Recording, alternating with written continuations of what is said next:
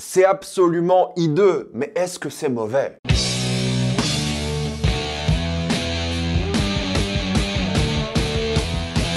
La demoiselle et le dragon. Comme d'habitude, jusqu'à la minute indiquée dans le titre de la vidéo, il n'y aura pas de spoiler, parce que c'est tranquille, après on va tout spoiler. La demoiselle et le dragon est l'histoire d'une jeune femme qui est promise en mariage à un homme d'un royaume lointain qui en échange va proposer énormément de richesses à sa famille, sauf que celle-ci sera sacrifiée pour calmer un dragon. Vous allez me dire, mais Reg, tu fais la critique de la nouvelle bouse Netflix au lieu de parler de Ferrari. J'ai vu Ferrari, j'ai tourné ma critique, j'ai commencé le montage et j'étais tellement blasé durant ma critique que j'avais pas envie de sortir la vidéo. Franchement, la vidéo, je l'ai regardée, ça m'a énervé. J'avais pas envie de la sortir. J'étais peut-être pas dans le bon mood pour Ferrari, j'étais peut-être pas dans le bon délire et j'en parlerai dans ma vidéo bilan à la fin du mois. Pourtant la vidéo est quasiment prête mais j'avais pas envie. J'avais pas envie encore et encore de sortir un truc où je suis complètement blasé. Donc j'ai décidé de voir la nouvelle bouse Netflix. Mais est-ce que c'est réellement une bouse? Parce que c'est ça qui m'a motivé aussi. J'en ai vu des bonnes critiques. C'est un réalisateur dont j'ai vu un film que j'aime bien. 28 semaines plus tard, il est pas excellent, mais j'avais bien aimé la mise en scène et je me suis dit allez, je vais tenter le truc. C'est un film un peu moins cher pour Netflix, c'est entre 60 et 80 millions. C'est pas un film à 200 millions quoi, c'est déjà ça. Et je me suis dit peut-être ça sera pas un téléfilm à haut budget. Et même si c'est un téléfilm à haut budget, peut-être il y a quelques idées plutôt cool. La vérité est que c'est un téléfilm à haut budget. Alors visuellement, c'est dégueulasse. Les fonds verts sont horribles, c'est extrêmement moche, c'est vraiment immonde. Alors je parle d'un point de vue technique, parce qu'en termes de direction artistique, je trouve qu'il y a des trucs qui sont pas mal, qui sont intéressants, mais d'un point de vue des effets spéciaux, même pas les effets spéciaux en soi, les fonds verts juste, horribles. Mais quand je dis horrible, c'est horrible. Il n'y a aucune profondeur d'image, tu vois les contours de tous les personnages, et vu que tout est filmé sur un fond vert, c'est catastrophique. De ce point de vue-là, c'est l'un des films les plus moches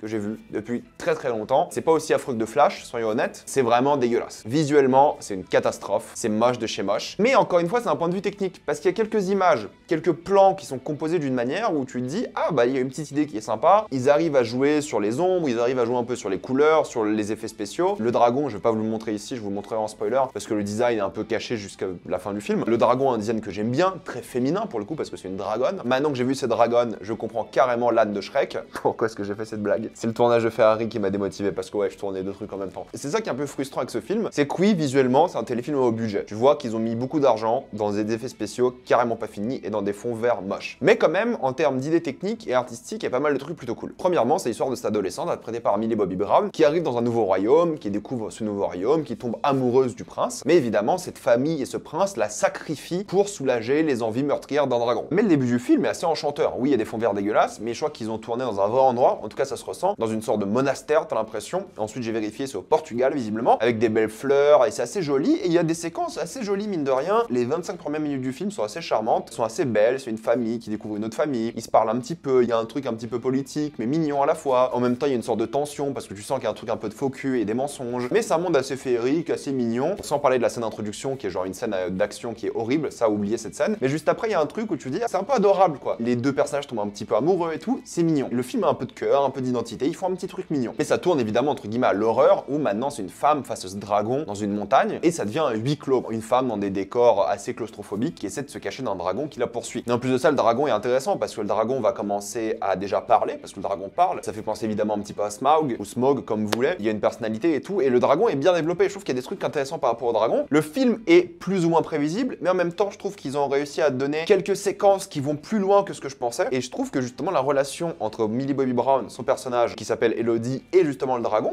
est plutôt réussi. J'en parlerai surtout en spoiler, mais je trouve qu'ils sont allés vraiment au bout du truc. Ils se sont amusés avec le concept, certes prévisible, mais il marche bien quoi. Et justement dans ce combat, dans ce huis clos, il y a pas mal de moments où ça joue sur la claustrophobie, où ça développe un peu cet univers-là, où ça parle du passé du dragon, ça parle de la montagne, ça parle de cette secte qui s'est faite autour de la montagne de ce dragon. Ils ont fait un peu de world building, en 1h40 de film, c'est respectable, même s'il y a une ambiance très teenager, très adolescente, ils ont quand même quelques idées où ils ont essayé de créer un monde, ils ont essayé de créer des situations vraiment claustrophobiques, où parfois le personnage va se promener dans une caverne, et la caverne va se serrer de plus en plus, et tu te mets un peu à sa place, et elle va faire un peu d'escalade à certains moments, et tu comprends un peu le stress, et ça marche plutôt bien. Il y a des plans en termes de mise en scène où tu dis, c'est efficace. Rien de magistral, ils ont peut-être pris un Yes Man, mais en vrai, il a ramené quelques idées. Ça joue beaucoup sur les orifices et les images, justement, parce que c'est une caverne, et il y a beaucoup de trous, et le dragon connaît bien la caverne, et il se balade un peu de n'importe où, mais la caverne donne sur l'extérieur. Il y a plein de petites idées où il joue sur ça, tout en développant l'univers, tout en s'amusant avec le concept. Heureusement que c'est qu'1h40, parce que j'aurais pété un câble, et le film arrive quand même à se renouveler. Tu passes pas tout le film dans ce huis clos-là au final, ça va un peu au-delà, et ça qui est cool aussi. Par contre, c'est vrai que techniquement, il y a plein de soucis. Alors les effets spéciaux, clairement, ça va pas du tout. La dragonne, ça va, je trouve qu'elle est plutôt bien faite, mais les interactions de la dragonne avec tous les autres humains, catastrophiques en termes d'effets spéciaux, c'est horrible, c'est assez risible. Mais mine de rien, ils tentent des choses. Et ce que j'apprécie avec cette œuvre-là, c'est que oui, elle est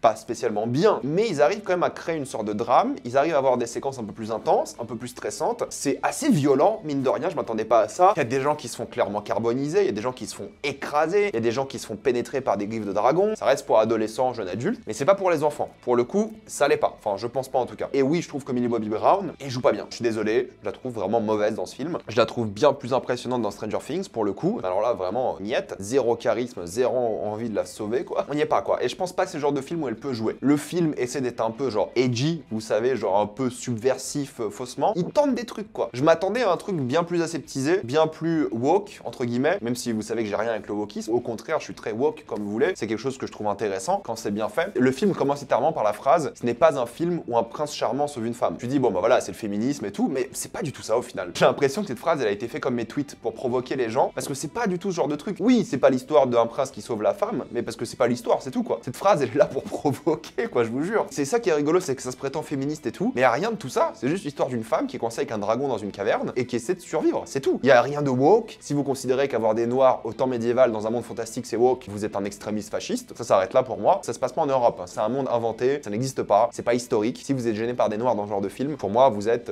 pour pas dire quelque chose d'un peu plus extrême, problématique. Je connais quelques youtubeurs qui vont gueuler. Mais c'est pas du tout ça. Ils ont fait le marketing et tout sur ça, ce n'est pas du tout ça, quoi. Y a rien de ça. Pour ceux qui s'inquiètent un peu du wokisme et du féminisme, y a rien de ça, quoi. Y a pas de phrase un peu gênante en mode Disney, Netflix, y a rien de tout ça, quoi. Le film juste s'amuse avec son concept. Oui, c'est moche, oui, c'est pas bien joué, oui, la direction artistique est banale, mais il y a un peu de cœur, il y a un peu d'identité, ils ont tenté un truc et ça je respecte. Pour conclure, c'est pas fou, vous allez pas vous en rappeler, mais j'ai pas détesté. J'ai passé un moment correct devant, c'était pas une torture, et j'ai accepté les tentatives et les idées qu'il y avait derrière, et j'aurais aimé une version plus adulte de ce truc, plus assumée, mieux mise en scène avec un plus gros budget, mais bien fait. Là, c'est vrai que ça manque de budget, ce qui est fou vu le budget qui aurait dû suffire, ça manque d'ambition, mais pour un petit film sympathique à regarder, j'ai du mal à être aigri par rapport à ce film. Là, contrairement à Ferrari, j'étais méga aigri, et je voulais pas partager une vidéo où j'étais aigri encore une fois, quoi. On parlera de Ferrari, mais franchement, je voulais pas être ultra aigri, et là, je me sens moins aigri parce que j'ai vu des tentatives qui m'ont fait plaisir, ils ont essayé un truc, et ça, je respecte. Même si l'exécution est pas dingue, même s'il y a des vrais soucis, le rythme qui est pas fou, mais c'est surtout les visuels, quoi. Les acteurs qui en font des caisses, les autres, mis à part Millie Bobby Brown, je trouve que ça passe. Ils s'éclatent un petit peu avec le truc. Tu vois que tout le monde est là pour le chèque, mais ils ont pas non plus fait ce truc à l'arrache, vous voyez ce que je veux dire? Ils l'ont rushé dans les effets spéciaux, ce qui est dommage, ce qui est encore plus drôle parce que le film a été décalé de plusieurs mois, donc ils auraient pu finir, mais non, au final, j'imagine même pas comment le film serait sorti en octobre, je crois que c'était prévu. Donc impossible pour moi de le détester, impossible pour moi de l'apprécier, donc je ne peux pas vous le conseiller. C'est vrai, mais je peux pas non plus vous dire que c'est une bouse atroce que vous allez détester. Critique utile, yes Reg. C'est mon avis, on va rapidement passer en spoiler.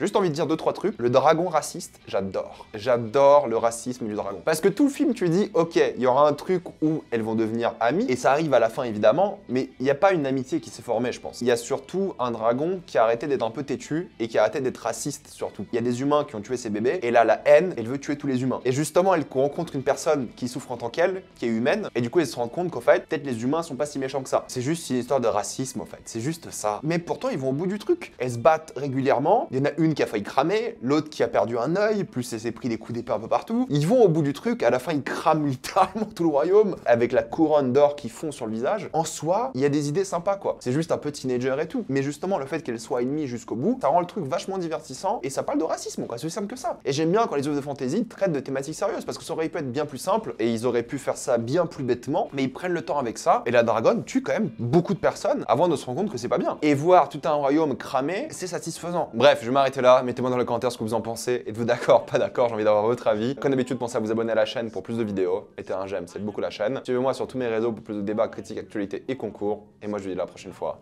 Salut à tous.